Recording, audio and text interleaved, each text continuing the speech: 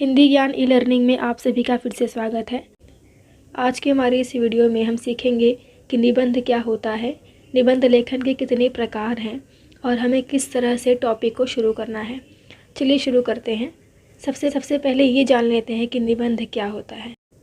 निबंध को अगर सरल शब्दों में स्पष्ट किया जाए तो निबंध यानी कि किसी भी विषय पर स्वयं के विचार, अनुभव, ज्ञात घटनाएं एवं कल्पना को शैली एवं शिल्पगत यानी कि व्याकरणिक तरीके से लिखना ही निबंध लेखन कहलाता है। निबंध लिखने का एक स्टेप होता है जो हमें फॉलो करना पड़ता है और जो विषय हमें दिया गया है उस विषय पर हमारे क्या विचार हैं, हमारा क्या अनुभव रहा है और ये सभी को एक स्टेप के थ्रू लिखने को ही निबंध लेखन कहा जाता है। और जो निबंध है उसके मुख्यतः 5 प्रकार होते हैं, जिसमें पहला आता है आत्मकथनात्मक, जिसे हम आत्मकथा भी कहते हैं। पहला प्रकार है आत्मकथनात्मक, दूसरा वैचारिक, तीसरा वर्णनात्मक, चौथा चरित्रात्मक और पांचवा कल्पना प्रधान। एक एक करके सबको देखते हैं हम। फर्स्ट इज आत्मकथनात्मक यानी कि आत्मकथा। इसमें किसी भी वस्तु, वो निर्जीव भी हो सकता है और सजीव भी हो सकता है, प्राणी, व्यक्ति की जगह पर स्वयं को स्थापित करना पड़ता है। जैसे कि अगर निबंध है सागर की आत्मकथा तो हम शुरुआत कैसे करेंगे, मैं सागर बोल रहा हूँ। और अगर यदि फटी हुई पुस्तक की आत्मकथा है तो हम बोलेंगे कि मैं पुस्तक बोल रही हूँ। ये सब बातों को आपको ध्यान देना है। दूसरा है वैचारिक। वैचारिक में आपके थॉट्स को इम्पोर्टेंस दिया जाता है कि आप कितना गहरा, कितना अच्छा सोच सकते हैं किसी भी टॉपिक पर। लेकिन वो टॉपिक एक बहुत ही कॉमन टॉपिक रहेगा जो हर किसी को उसके बारे में पता होगा। जैसे कि भ्रष्टाचार यानी करप्शन। हम हर किसी को करप्शन का मीनिंग पता है, उसका क्या प्रभाव पड़ता है देश के ऊपर, ये भी हमें पता है। तो इन टॉपिक्स पे आपके क्या विचार हैं, आपको इसमें वो लिखना पड़ता है।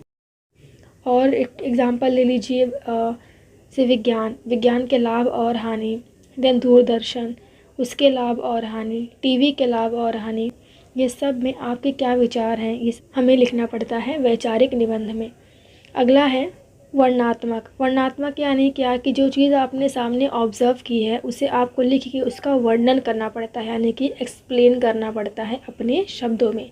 किसी भी मनुष्य, प्राणी, वस्तु, दृश्य या फिर यात्रा का वर्णन देना पड़ता है। जैसे कि मेले में 1 घंटा, पुस्तक प्रदर्शनी में 1 घंटा, नदी किनारे एक शाम। ये सब में हम जो चीज़ें ऑब्ज़र्व करते हैं जिसमें नेचुरल थिंग्स भी आ सकती हैं, ये सब वर्णनात्मक चीज़ें हैं। अगला जो निबंध का प्रकार है वह चरित्रात्मक। ये निबंध का टफेस्ट पार्ट बोल सकते हैं आप, क्योंकि इसमें जो चीज़ें दी होती हैं उसका आपको एग्जैक्ट इन्फॉर्मेशन पता होना चाहिए। फॉर एग्ज़ाम्पल दिया है मेरा प्रिय खिलाड़ी और आपने चूज़ किया कि मेरा प्रिय खिलाड़ी है महेंद्र सिंह धोनी, तो महेंद्र सिंह के बारे में आपको सब कुछ पता होना चाहिए। जैसे कि उनका बर्थ का डेट, देन उनका बर्थ प्लेस और उनका जो अचीवमेंट है, उन्होंने कितने अवार्ड्स जीते हैं, वो आपकी फेवरेट क्यों है, ये सब आपको पता होना चाहिए और उसी को लिखना पड़ता है। और अगर बोला है टॉपिक में मेरा प्रिय नेता, मेरा प्रिय संगीतकार, तो ये सब में जिसके बारे में आप लिख रहे हैं उसका आपको पूरा इन्फॉर्मेशन पता होना चाहिए। लास्ट जो टाइप है वो है कल्पना प्रधान। ये भी इजी है। इसमें क्या होता है, वास्तविकता और कल्पना दोनों का कॉम्बिनेशन होता है। जैसे कि अगर मैं बोलूँ मैं चिड़िया होती, तो अगर चिड़िया होती तो मैं क्या करती, तो ये सब को आपको ओन वर्ड्स में लिखना रहता है। यहाँ पर एग्ज़ाम्पल दिया गया है अगर दीवारें ना होती, और फिर एग्ज़ाम्पल है यदि मैं पक्षी होता, यदि पेड़ चलने लगते। ये सब जो है ये कल्पना मात्र हैं। तो इस तरह से निबंध के 5 प्रकार आते हैं, लेकिन परीक्षा में कोई भी 2 प्रकार पूछे जाते हैं। जैसे पिछले साल के एग्ज़ाम में निबंध आया था एक सड़क की आत्मकथा और दूसरा टॉपिक आया था भारत की जनसंख्या, यानी कि वो वर्णनात्मक था। अब देखिए जो आत्मकथनात्मक निबंध है उसे हमें किस तरह से शुरुआत करना है, इसे देखते हैं। आत्मकथनात्मक निबंध में पहला जो टॉपिक है वो है फटी पुस्तक की आत्मकथा। अब देखिए टॉपिक है फटी पुस्तक की आत्मकथा, तो निबंध शुरुआत करने से पहले आपको कुछ चीज़ें याद करनी है कि पुस्तक है यानी कि वो स्त्रीलिंग है, तो आपको मैं थी यानी कि स्त्रीलिंग के थ्रू शुरुआत करना है।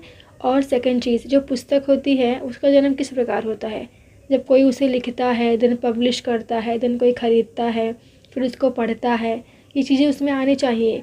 और पुस्तक से रिलेटेड चीज़ें आपको पता होनी चाहिए, जैसे कि ग्रंथालय।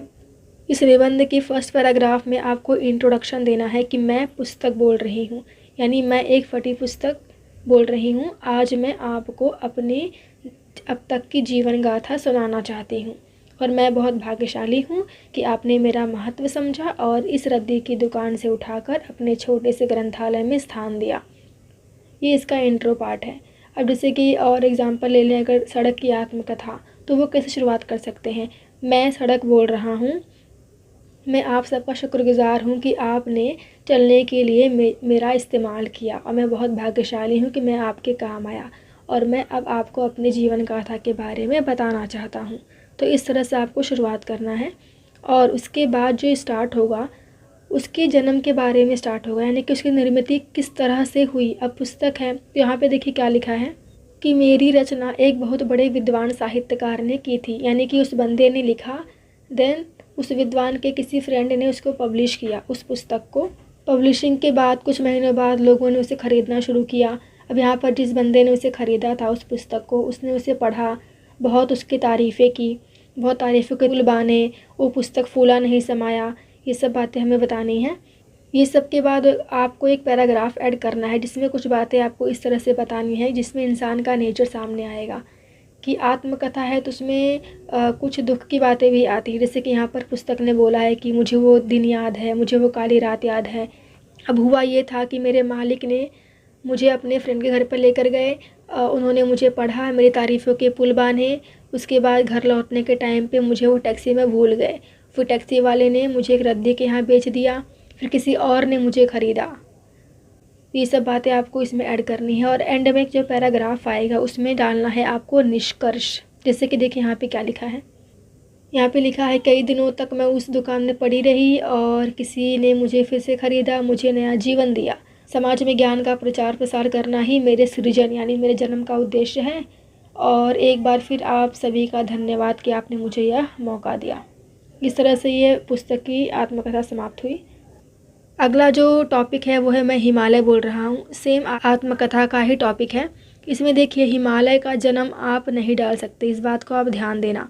जो हिमालय है वो पृथ्वी के उत्पत्ति के साथ ही है, यानी यहाँ पे देखिए इसलिए लिखा गया है कि मैं हिमालय हूँ, संसार के पर्वतों का राजा मैं ही हूँ।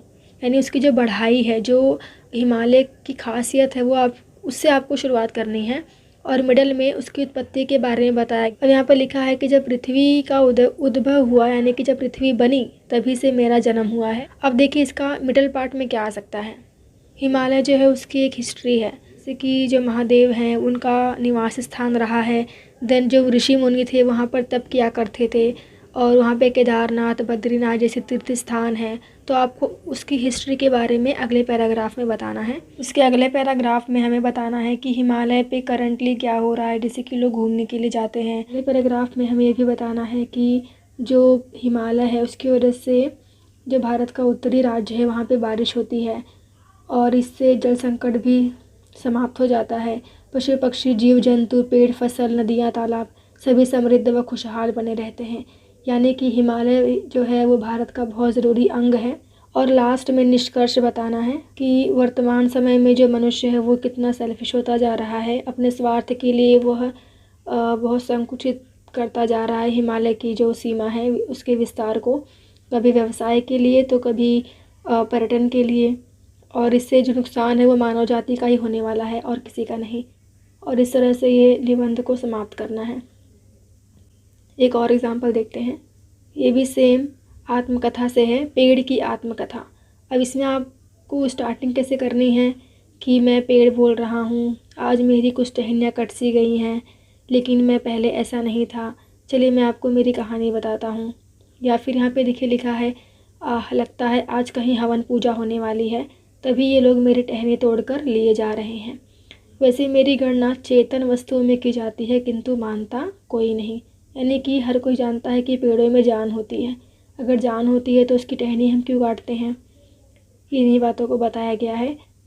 अगले पैराग्राफ में उसके जन्म के बारे में बताया गया है कि गर्मी का मौसम था, एक छोटे बच्चे ने आम खाया और उसे मिट्टी के नीचे दबा दिया जिससे मेरा जन्म हुआ। तो आपको ये बेसिक चीज़ें हैं वो डालनी है इसमें।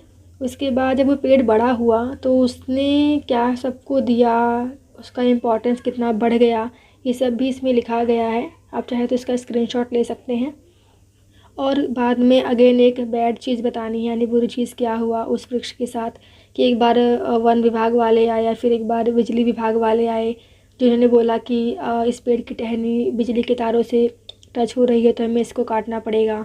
ये सब हुआ तो उसके मालिक ने बोला कि नहीं, इस पेड़ को मत काटो, और उसने उसे बचा लिया। तो ये सब घटना जो है हमें डालना है कि सोचता हूँ एक समय था जब चारों ओर हरियाली थी, लेकिन आज आधुनिकीकरण और शहरीकरण के चलते जंगल समाप्त होते जा रहे हैं। जंगल कटाव के कारण क्या मौसम में चेंज आता है और इंसान को क्या क्या भुगतना पड़ता है, ये सब भी इसमें बताया गया है।